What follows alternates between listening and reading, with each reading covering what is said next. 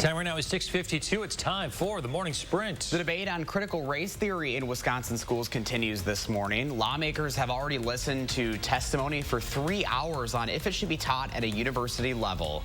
The theory puts forward the idea that racism isn't based on individual actions, but is also embedded in institutions of law, health, and finance. A Republican-led bill is making its way to ban it in schools, but the governor is likely to veto if it passes. The new Verona High School getting some national attention. The Associated General Contractors of America calling the high school one of the most significant construction projects of 2020.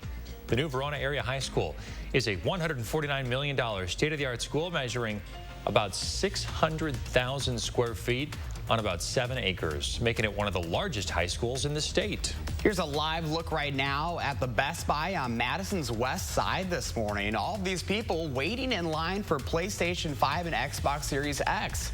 According to Verge.com, the gaming consoles have only been sold online since they were released last year, and because of the supply chain shortages, they have been hard to come by. But now, Best Buy is finally selling them in store starting today at 7:30. I don't know if they'll have that many. Wow. To satisfy everybody waiting in line.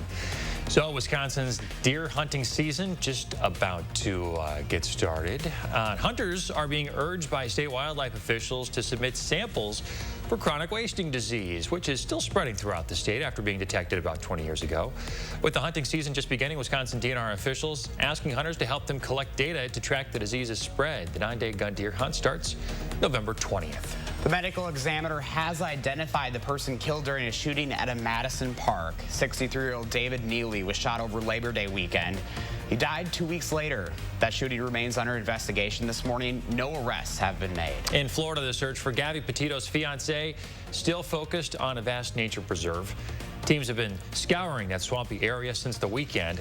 A preliminary autopsy found Gabby's death during a cross-country trek out west to be a homicide. A new study suggests people with a higher consumption of dairy fat have a lower risk of cardiovascular disease. Scientists studied the dairy fat consumption of more than 4,000 60-year-olds in Sweden. Researchers found those with higher levels of the fatty acid, indicating a high intake of dairy fats, had the lowest risk of cardiovascular disease. The study did not identify what type of dairy products the subjects consumed. I got 1,140,000 tabs. Randolph Sievert drove 2 hours to donate all those pop tabs to Ronald McDonald House yesterday. It took him 13 years to collect them all.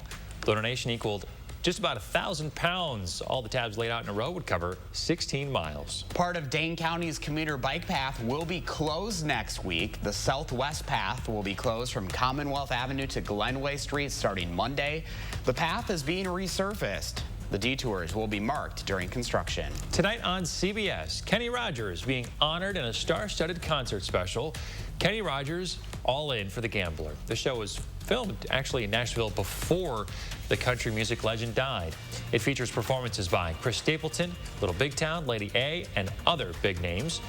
Kenny Rogers himself will perform a duet with Dolly Parton.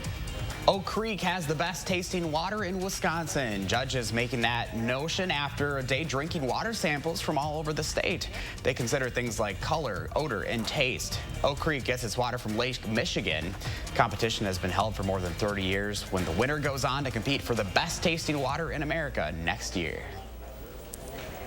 And you know, if you're going to get out on the lake here for today, it's going to be on the cooler side of things. Take a look at some of our temperatures to start things out this morning. Mid to upper 30s even, and some low to mid 40s. So temperatures definitely on the chillier side of things. Winds will increase this afternoon to around 10 to 20 miles per hour. So a little on the breezy side of things. Still bringing a lot of sunshine with a high of 67 degrees. Austin, thank you very much, and thanks for joining us. Make it a great day. We'll see you tomorrow.